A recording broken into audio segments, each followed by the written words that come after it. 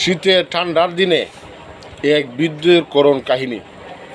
এক বৃদ্ধ লোক ঠান্ডার সময় সে একটি ঝুপড়ির মধ্যে বসেছিল। তার গায়ে কোনো চাদর বা কাপড় কিছুই ছিল না। সে আশায় এবং তার মনোবলটাকে এমন শক্ত করলো যে আমার তো এই জায়গার মাঝে সাহায্য করার মতো কেউ নেই, তাই আমি এইখানে রাত্রি যাপন করতে হবে এইভাবেই, যে এই ঠান্ডার মধ্যে আমাকে অতিবাহিত করতে হবে। সে ঠান্ডার মধ্যেই সাহস নিয়ে এবং দৃঢ় মনোবল নিয়ে সে ঝুপড়ির মধ্যে এই বৃদ্ধ লোকটি বসে রয়েছে। কিছুক্ষণ পরেই এক আগন্তুক এসে বলল যে আপনার তো অনেক ঠান্ডা, আপনি তো অনেক শীতার্ত হয়ে আছেন, তো দাঁড়ান, আমি বাড়ি থেকে একটি কম্বল আপনার জন্য নিয়ে আসছি, যাতে আপনি আরামে রাত্রি যাপন করতে পারেন।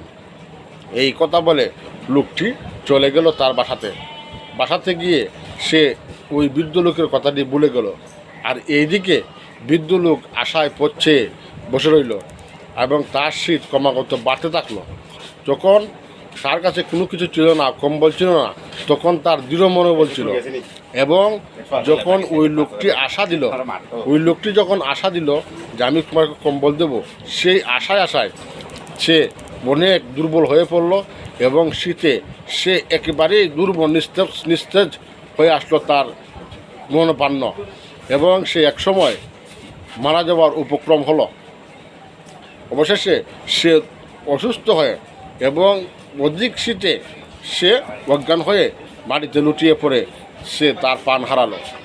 এই কথা দ্বারা, এই গল্পের মাধ্যমে, বৃদ্ধর কাহিনীর মাধ্যমে আমরা এটাই বুঝি, মানুষ যখন দৃঢ় মনোবল নিয়ে বাঁচে, তখন সে যত বিপত্তি আসুক না কেন সে তার বিপত্তি মোকাবেলা করতে পারে। আর যখন আশায় সঞ্চার বাঁধে আর আশাতীত অনুযায়ী ফল না হয়, তখন তার জীবন বিপন্ন হয়ে যায়। তাই আশা অত্যন্ত ভয়ানক জিনিস। মানুষের চাওয়ার চেয়ে যদি আশার পরিমাণ বেশি হয়ে যায়, তখন মানুষের ক্ষতির দিকটাই বেশি হয়ে যায়। তাই দৃঢ় মনোবলের সহিত যদি কোনো মানুষ অগ্রসর হয় যে কোনো কাজে বা যে কোনো বিপত্তিতে বা যুদ্ধের ময়দানও দৃঢ় মনোবল নিয়ে বা যে কোনো কাজেও, কর্মে, ব্যবসা প্রতিষ্ঠানে, সামাজিক বা রাজনৈতিক যে কোনো কাজে দৃঢ় মনোবল নিয়ে মানুষ অগ্রসর হয়, তখন ওই মানুষটাকে কেউ থামিয়ে রাখতে পারে না।